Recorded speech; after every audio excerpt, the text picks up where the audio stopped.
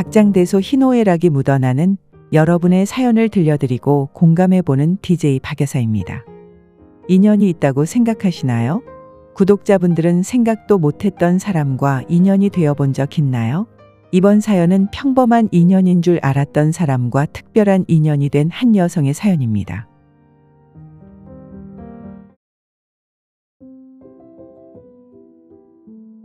직장 생활을 하다가 도저히 적성에 맞지 않고 힘들어서 평소 관심이 많았던 의류 판매 사업을 작게 시작했습니다. 온라인으로 하는 일이라서 집에서 작게 시작했는데 밤낮으로 혼자 열심히 하기도 했고 운도 따라줘서 사업 규모가 커지게 됐습니다. 배송 물량도 많아지고 물건 쌓아둘 곳도 필요해 따로 가게를 얻어 사업체를 운영하게 됐고요. 물건 들여오고 사진 찍어 인터넷에 올리고 포장해서 배송하는 것까지 정말 하루가 어떻게 가는지도 모를 정도로 바쁘게 보냈습니다.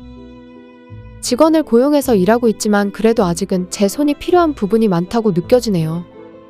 하루 종일 사무실에 있다가 집에 돌아오면 녹초가 돼서 아무것도 하기 싫더라고요. 청소며 빨래며 집안일 모두 너무 버겁게만 느껴지고 집에서 푹 쉬고 싶은데 집안 정돈이 안 되어 있으면 쉬어도 쉰 것 같지 않아 일주일에 3번씩 집안일을 해주실 분을 구했습니다. 60대 이모님이 오셨는데 정말 집안일을 잘 해주셨습니다. 설거지며 빨래며 매번 난장판이어도 얼마나 깔끔하게 정리정돈을 해주시는지 집안 살림에 하나 손 뗄 것이 없을 정도였습니다. 저녁에 집에 들어가면 피곤해서 대충 먹기 편한 레토르트 음식을 주로 먹곤 했는데 언젠가부터 이모님이 음식도 조금씩 만들어서 냉장고에 넣어주시고 끼니 대충 때우지 말고 잘 챙겨 먹으라고 해주시는데 너무 감사하더라고요. 감사한 마음이 들 때면 종종 선물 같은 것도 사드리고 했습니다. 한사코 안 받으신다고 하시는데 너무 감사해서 그러니 부담 갖지 마시라며 챙겨드렸죠.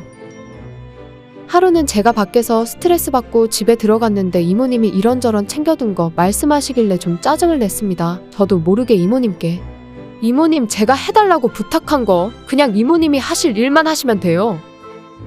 저도 과했다는 건 인정해요. 하지만 그날은 왜 그런지 스트레스에 피곤해 여러 가지 이유였던 것 같습니다. 이모님 알았다 하시면서 집에 가셨는데 이틀 뒤 집에 오시는 날에 안 오신 거예요. 무슨 일인가 싶어 연락을 드렸는데 어떤 남자가 전화를 받더니 병원에 계신다고 하는 겁니다. 엊그제 저는 혹시 제가 짜증 부린 것 때문인가 괜스레 마음이 무거웠습니다. 그날 오후 짬을 내서 이모님 계신 병원을 찾았습니다. 큰 병은 아니었고 빈혈이 좀 있으셨는데 아침에 일어나시다 잠깐 빈혈 때문에 넘어져 이마를 좀 다쳤는데 혹시나 다른데 이상이 있으신가 검진을 받으시면서 하루 정도 병원에 계신다고 하시더라고요. 이모님 절 보시더니 바쁜데 여기까지 뭐 하러 왔어? 별 이상 없으면 다음 주부터 갈 테니 걱정 말어. 갑자기 뭐 때문인지 눈물이 왈칵 나오는 거예요. 저는 엄마가 어렸을 적에 돌아가셔서 엄마의 사랑을 잘 모르고 살았습니다. 엄마에 대한 애틋함, 사랑 이런 것도 없고요. 제가 막 눈물을 흘리니 이모님이 놀라시면서 당황해 하시니 옆에 있던 남자분이 저를 데리고 병실 밖으로 나왔습니다. 아까 제 전화를 받았던 사람 이모님 아들이더라고요. 이모님 아들은 어머니와 따로 살고 있어서 엄마가 가정도우미 일을 하는지 몰랐다고 합니다. 아드님과 이야기를 해보니 이모님이 혼자 사시면서 적적하셔 소일거리를 찾으시던 중 저희 집 일을 해주신 거더라고요. 어머니가 이런 일 하시는지 몰랐다고 그러길래 전 생각했죠. 이제 이모님 더 이상 우리 집에는 못 오시겠구나 하고요. 갑자기 그 생각하니 또 눈물이 나는 거 있죠. 이모님 아들은 계속 당황해하면서 왜 자꾸 우시냐고 하는데 저도 왜 우는지 왜 눈물이 나는지 할 말이 없었어요. 그동안 이모님하고 정이 들었나 봐요. 이모님 아들은 우는 절 보더니 집이 어디시냐고 모셔다 드리겠다고 하길래 저는 괜찮다고 하면서 그 와중에 이제 이모님 저희 집 못 오시겠죠? 하면서 그동안 이모님 오셔서 저한테 해주신 거 그런 얘기 별소리 다 하면서 한참을 이모님 아들 앞에서 울었습니다. 그 아들은 절 보면서 계속 황당한 표정을 짓고요. 이모님 퇴원하시면 알려달라고 하니까 알았다면서 저 병원 밖에까지 배웅해줬습니다. 며칠 후 이모님 저희 집에 오셨습니다. 근데 갑자기 너무 창피한 거예요. 병원에서 왜 울었나 싶고 이모님 아들 앞에서 대체 무슨 주책인 건지. 이모님은 괜찮다고 하시면서 그렇게 자기를 걱정하고 있는지 몰랐다고 고맙다고 그러시더라고요.